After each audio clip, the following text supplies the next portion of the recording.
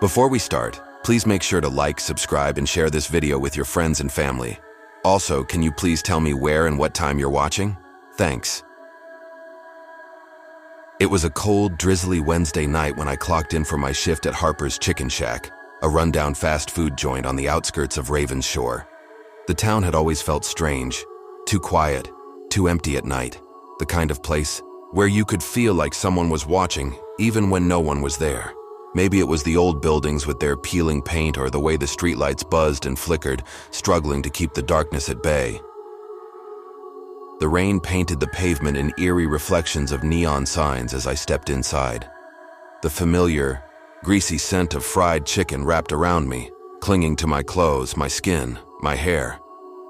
3 years of working here had dulled my senses to it. Mr. Holloway, my manager, stood behind the counter, grumbling under his breath as he flipped through the shift schedule. "Perfect timing, Wes," he muttered. "We're short-staffed," Jess called out sick. "That means you're on drive-through and trash duty tonight."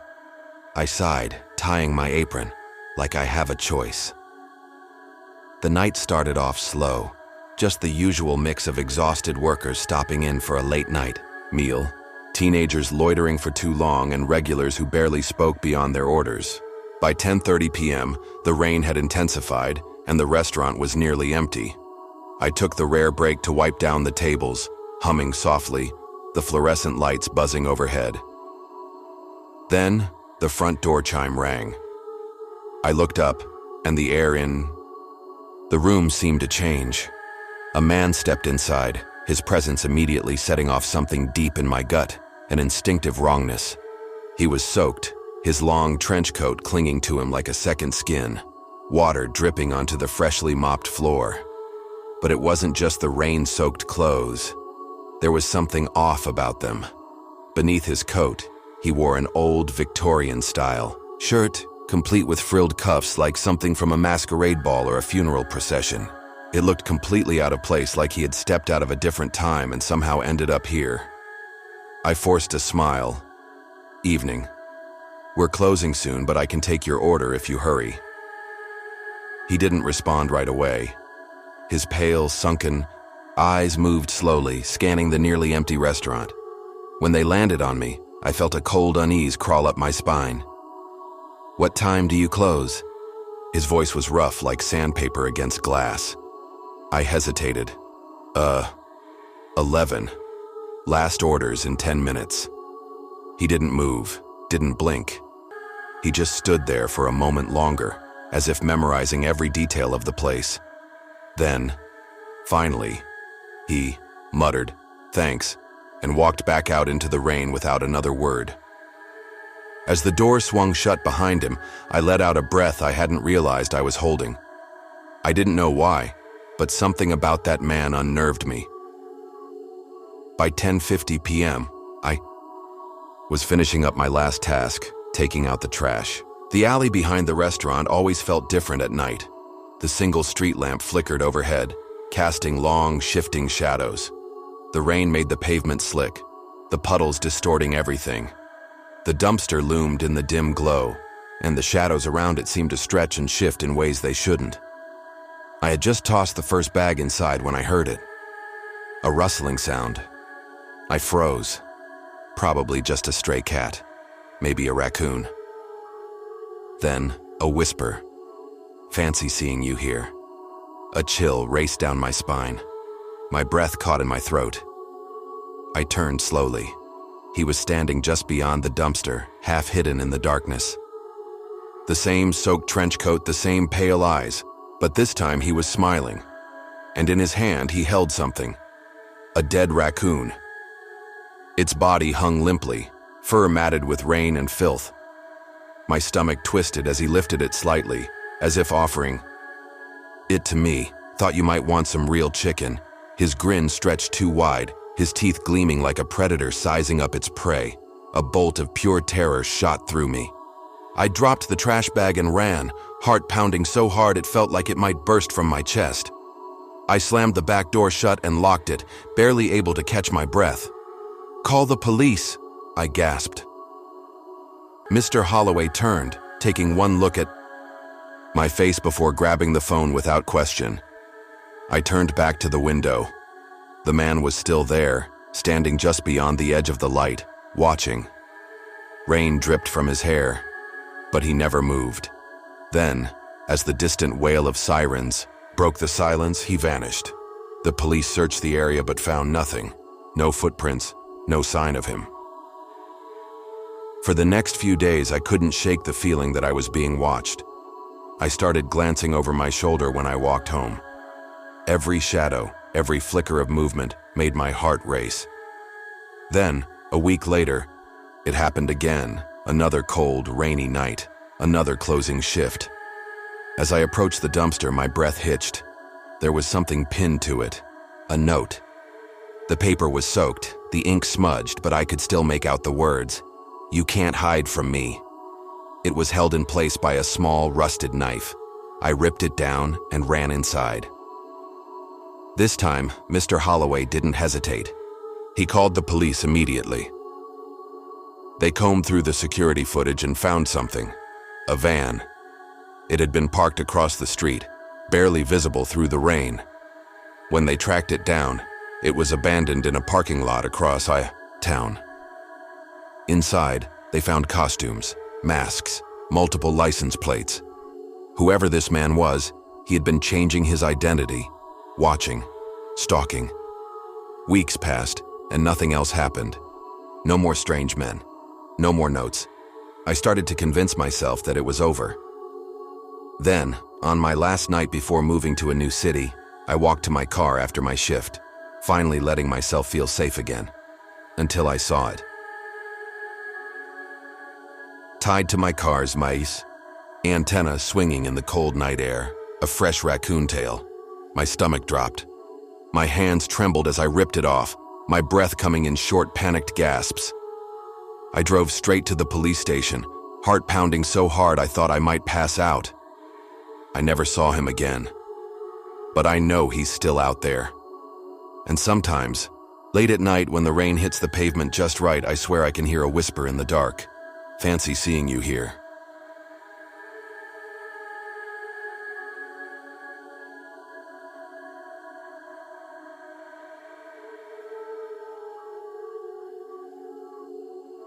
Some things don't just hide in the dark.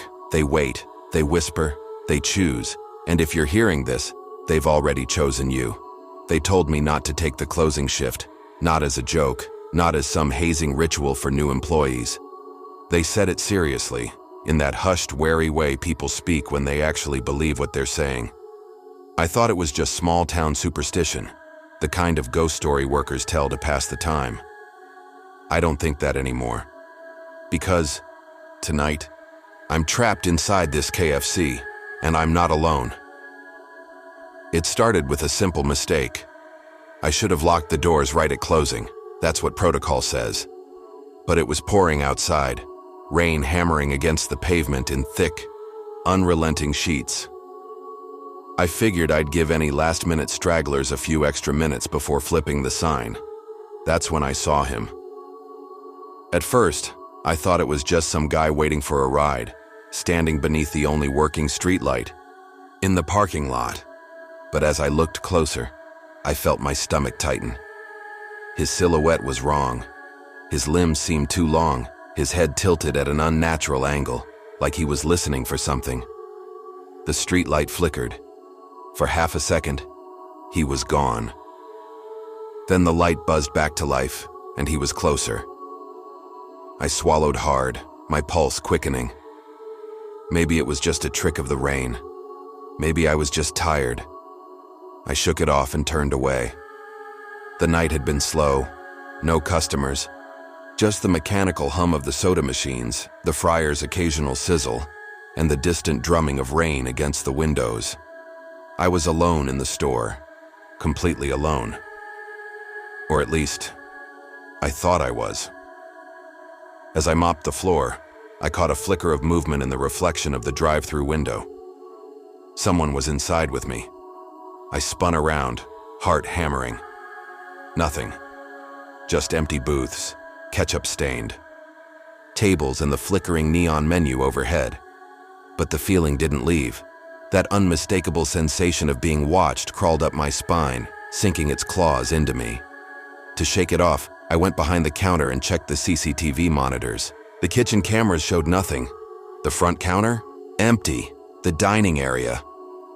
I froze. At first, everything looked normal. Then, as the footage looped back, something changed. A figure appeared, a woman, standing dead center in the dining room, facing the camera. She hadn't been there before.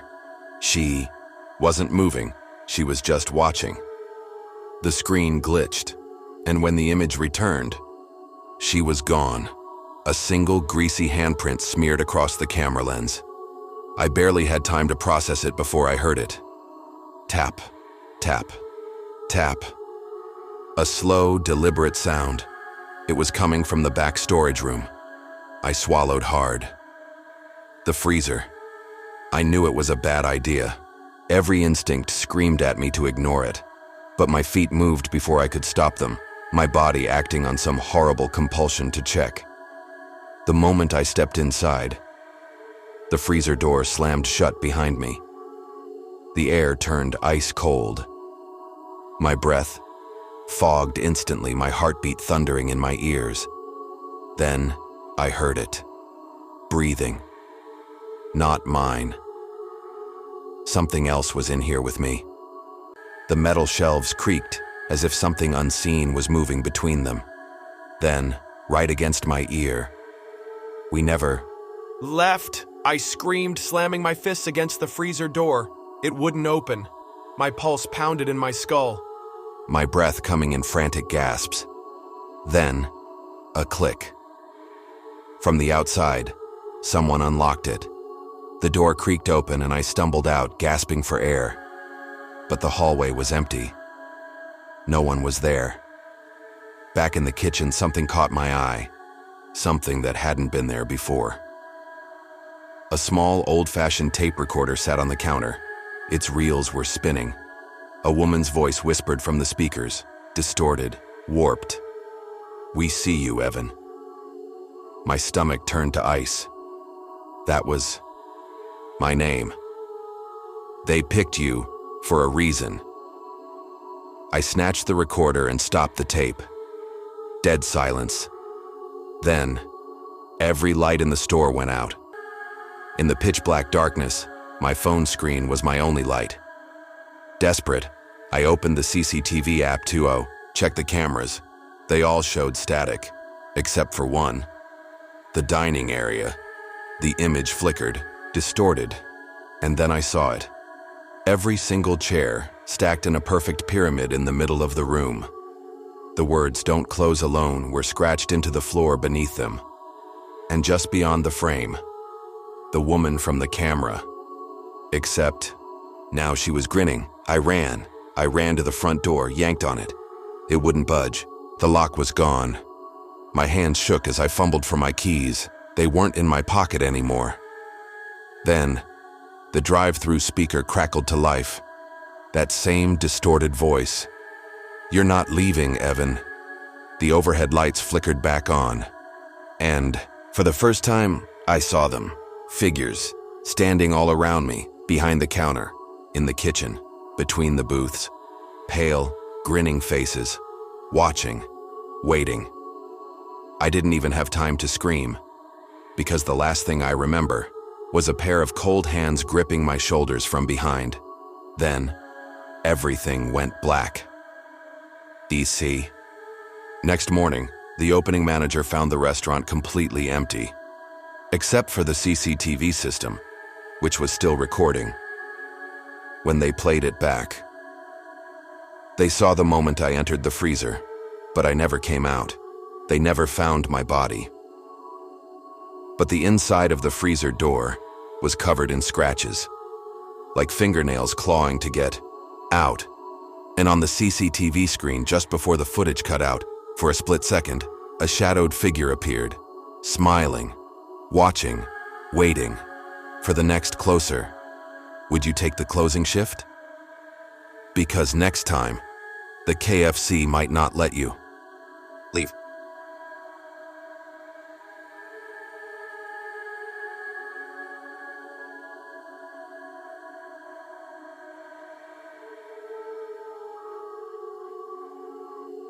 There's something about fast food that's always been comforting.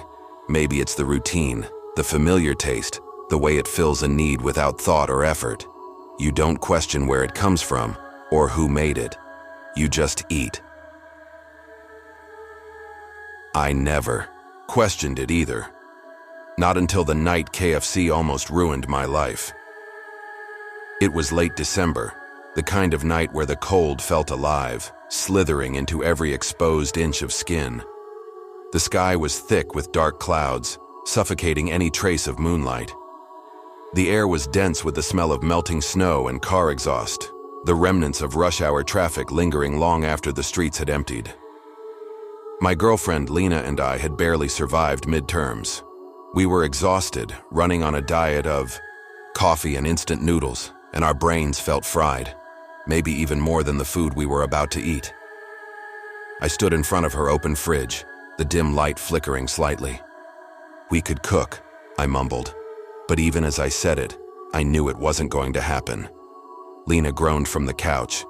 "Jake, I don't even have the energy to stand. Let's just get KFC. I've been craving it all week." I smirked, nudging the fridge. "Door shut?" "Fine, but you're driving. Deal. But don't even think about touching my fries. If you steal my biscuit, we're breaking up." She laughed, grabbed her keys, and we left. Neither of us had any idea what we were walking into. The KFC was only 5 minutes away, a place we'd gone to dozens of times before. But as we pulled into the parking lot, I felt it immediately. Something was wrong. Normally, this place was packed, full of families, students, Uber Eats drivers rushing in and out. But tonight, dead. A few cars were scattered around, but their windows were fogged from the inside. The neon sign buzzed and flickered erratically, the red glow casting strange, distorted shadows on the wet pavement. The light made the building look sick. Lena parked close to the entrance. "You coming in?" she asked, looking at me. I shook my head, still staring at the building. I couldn't explain why, but the idea of stepping inside filled me with unease. "Nah," I muttered. "Just get me a spicy chicken box, extra barbecue sauce." She rolled her eyes. "If they don't have barbecue, I'm getting you ranch. If you do, we're done." She laughed, shoved the door open, and jogged inside. I watched her go, then turned my attention back to the restaurant. That's when I noticed something that made my stomach twist. Through the large front window, a woman sat alone at a table near the counter. She wasn't eating. She wasn't moving. She was just staring at nothing, at everything. The second Lena stepped inside, the smell hit her. Fried chicken, yes, but wrong. Underneath the familiar scent, something else lingered, something burnt and sour like rancid oil that had been used too many times. The place was too quiet. No laughter. No conversation. Just the dull mechanical hum of the soda machines and the occasional wet sound of someone chewing. Then she noticed the customers. A man in a hoodie sat hunched over his tray, gripping a drumstick so tightly his knuckles were white. When he tore into it, he didn't chew. He ripped into it, devouring the meat like he hadn't eaten in days. Grease dripped down his chin, but he didn't wipe it away. Across the room, a family of 4 ate in absolute silence. Their faces were blank, their eyes unfocused. Even the children didn't fidget. And then there was the woman. She sat at the table closest to the counter, hands resting on the surface, not eating, not blinking, just watching. Her skin was too pale, almost gray under the buzzing fluorescent lights. Her hair hung in limp, greasy strands around her face. And her eyes. Bloodshot. The veins spread across the whites like cracked porcelain. Lena forced herself to look away and stepped up to the counter. The cashier turned to her. "Welcome, Wheeze. To KFC, what can I get you?" Lena's breath hitched. The cashier's face. She looked exactly like the woman at the table. Same pale, waxy skin.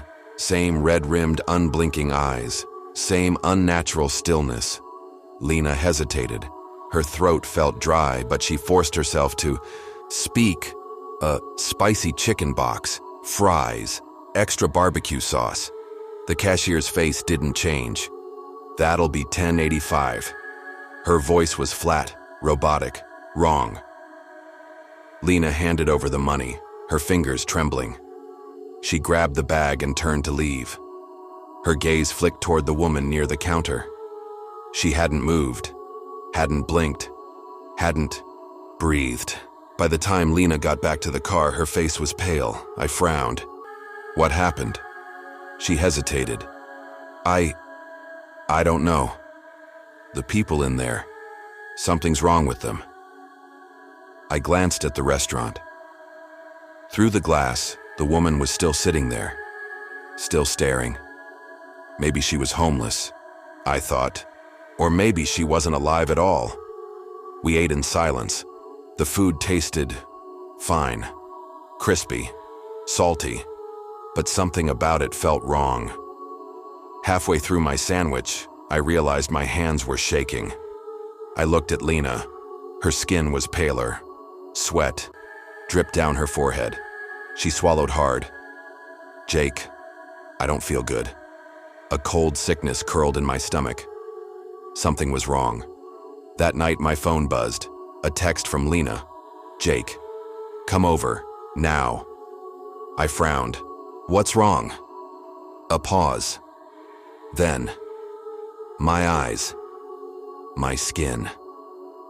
I don't know what's happening to me. Ice shot through my veins. I rushed to her apartment. She opened the door, and I staggered back. Her eyes, bloodshot, veins spreading across them like spiderweb cracks. Her skin, sickly pale, almost translucent. Her expression, wrong. Jake, she whispered, voice raw with terror. What's happening to me? The doctor's face was grim. You've ingested something toxic, a psychoactive substance. Where? Did you eat last night? I hesitated. KFC. His expression darkened. You're not the first. Later, we went back. The KFC was chaos. Customers were fighting over food, shoving it into their mouths like rabid animals. The workers didn't blink. The restaurant was shut. Down. But Lena and we were never the same. And every time I pass a KFC sign, I feel it. The craving. The fear. Because some meals stay with you forever. Would you still take a bite?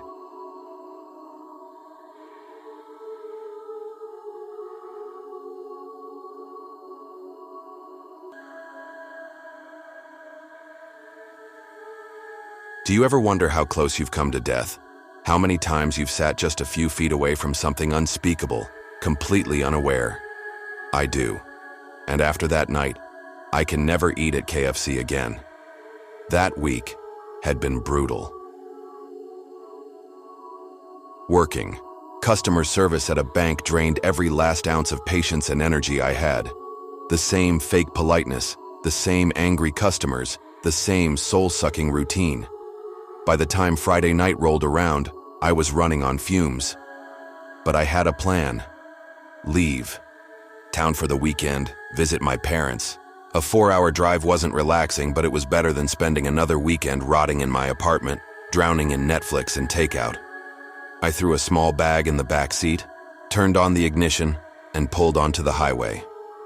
I hadn't eaten since lunch. My stomach twisted in protest, but I ignored it. I just wanted to get on the road. An hour in, though, the hunger became unbearable.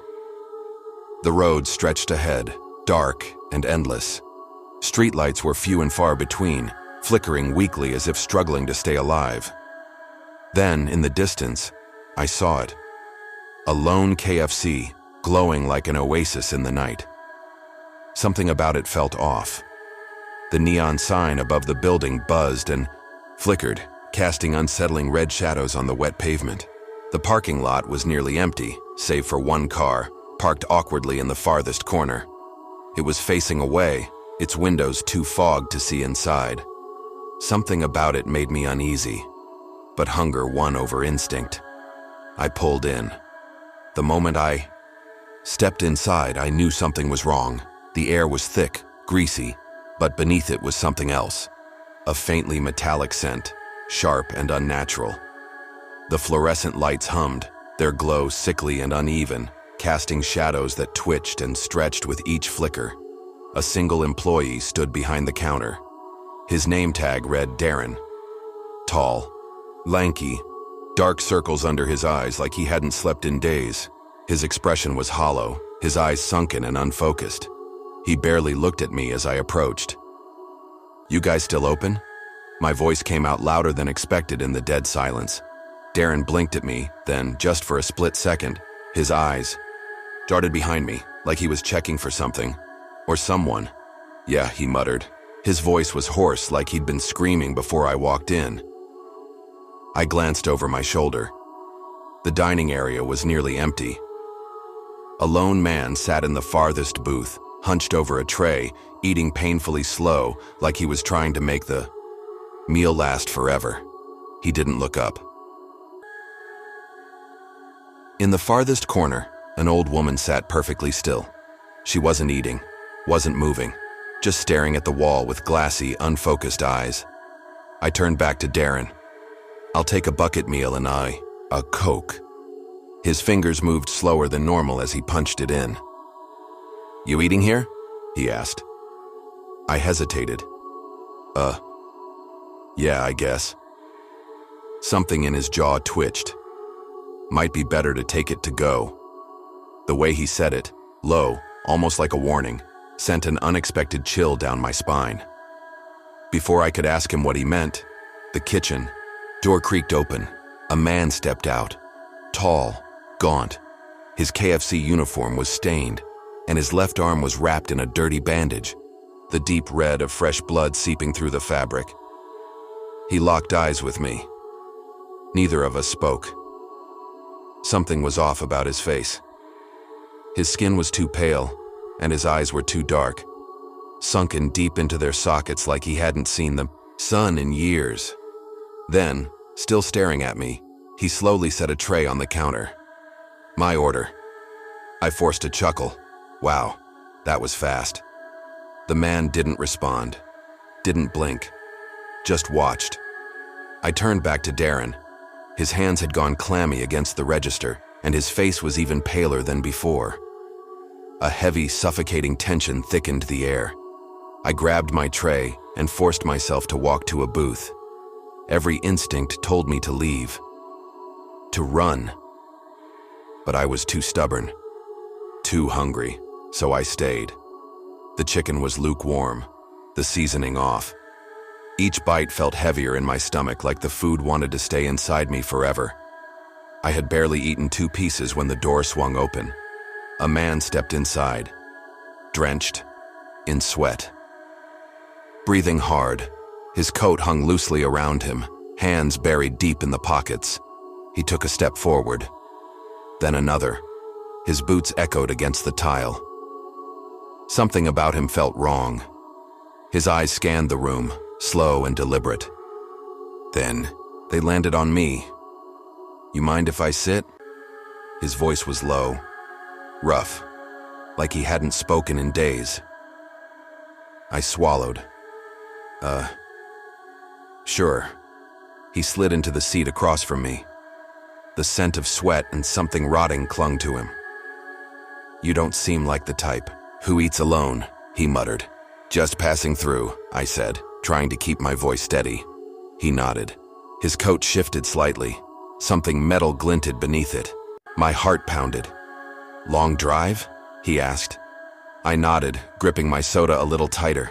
Something about the way he spoke, slow and deliberate, like he was trying to prolong the conversation, made my stomach twist. He reached into his pocket. My breath hitched. Was he going for a weapon? Instead, he pulled out a crumpled napkin and wiped his mouth.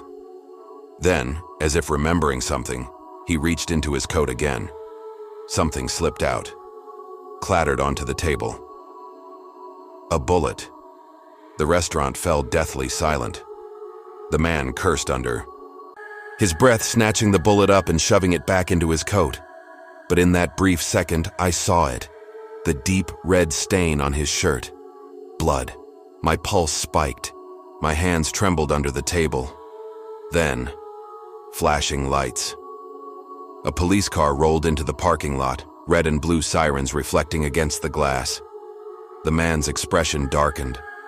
Darren took a small step back. His lips moved. He had called the cops. The man's jaw clenched. His hand twitched toward his coat. Outside, the megaphone crackled. "Step out with your hands up." The man didn't move. He just stared at me. Then, slowly, he exhaled. He closed his eyes, like he had already accepted how this would end. Then, bang. The glass shattered. Police stormed in. Gunfire erupted. Screams tore through the air. And then, silence. The man lay sprawled on the floor, his blood pooling across the cracked linoleum. His empty eyes stared at the ceiling. I sat there, food untouched, hands shaking. I never made it to my parents' house that night. I drove straight home, heart pounding the whole way, and I haven't stepped inside a KFC since. Because, you never know who you're sitting next to, or what they've done.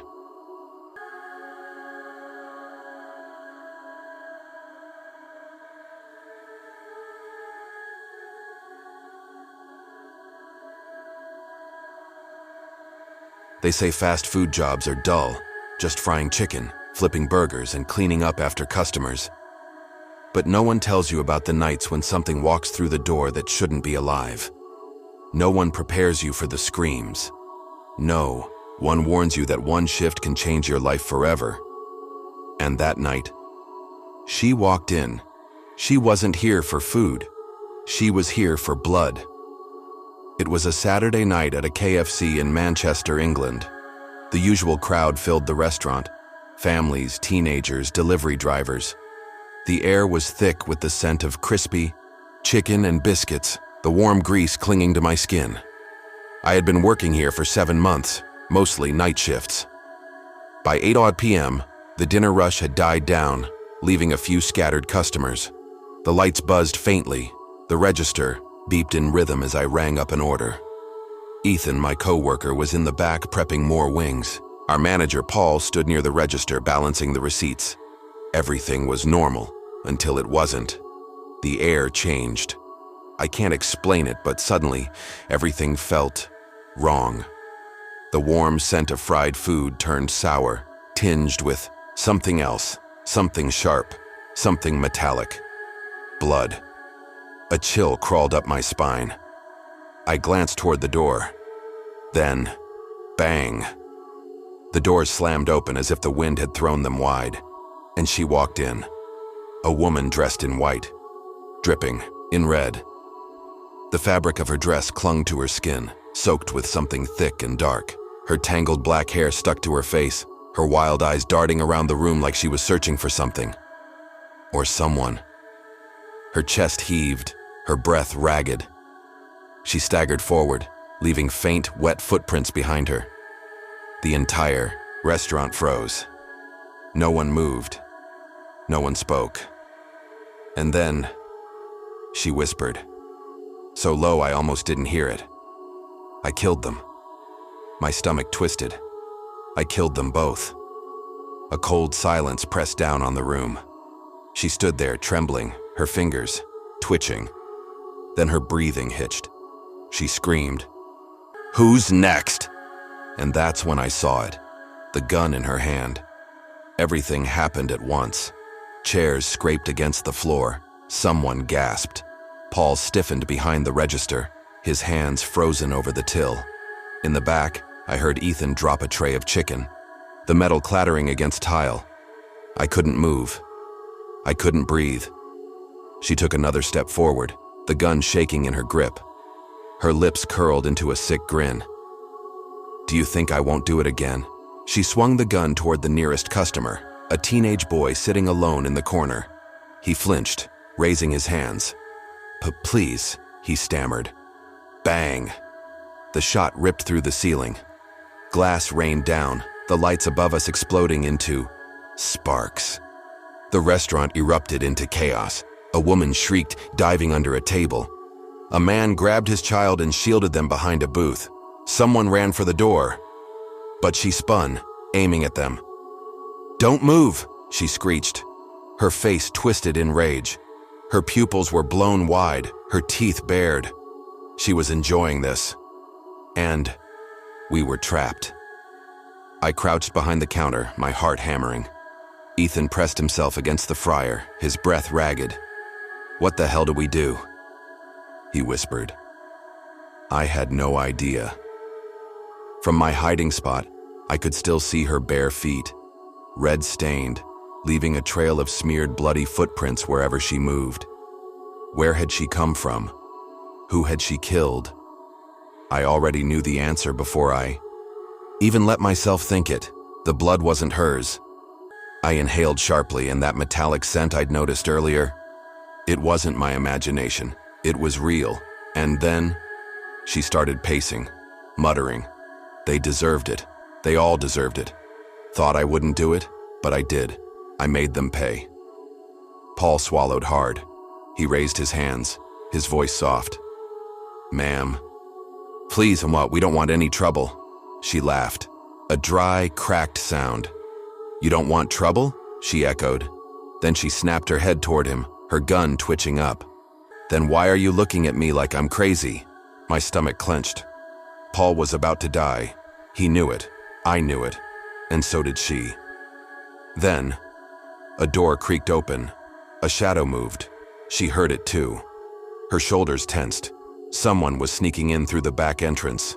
My heart jumped. Tom. Our security guard had come in late tonight. He must have seen what was happening from outside, and he had his gun. She didn't notice him. Tom inched closer, his gun raised. Every second felt like an eternity. He got within inches of her. Then, "Drop it." His voice thundered through the restaurant. She whipped around. Too fast. She knocked the gun from his grip. It skidded across the floor. Then, she lunged at him. Her body slammed into his, sending him crashing against the counter. Her hands clawed at his face, her fingernails digging into his skin. Tom struggled, but she was inhumanly strong. She was winning. I grabbed the closest thing I could, a tray, and I swung it. Crack. It slammed into her skull. She stumbled, dazed. Tom tackled her to the floor. She thrashed, screamed, twisted like an animal. Then, the sirens, flashing red and blue lights, the cops burst through the doors. On the ground, hands behind your head. She froze. Her chest heaved. Her wild eyes locked onto mine. And she smiled, like she knew something we didn't, like this wasn't over. Then she laughed, a sound I will never forget. Later, we learned who she was. Her name was Rachel. Earlier, that night she had walked into a motel and shot her husband and his mistress in their sleep. She didn't try to hide it. She didn't run. She just came here, like she was still hungry. And in that motel room, on the nightstand, next to the bodies, a half-eaten KFC drumstick with human teeth marks in it. I still work at KFC. But every time the doors swing open, I feel it. The twist in my gut, the smell of blood. And I wonder, what if she comes back? Because I don't think she was done eating.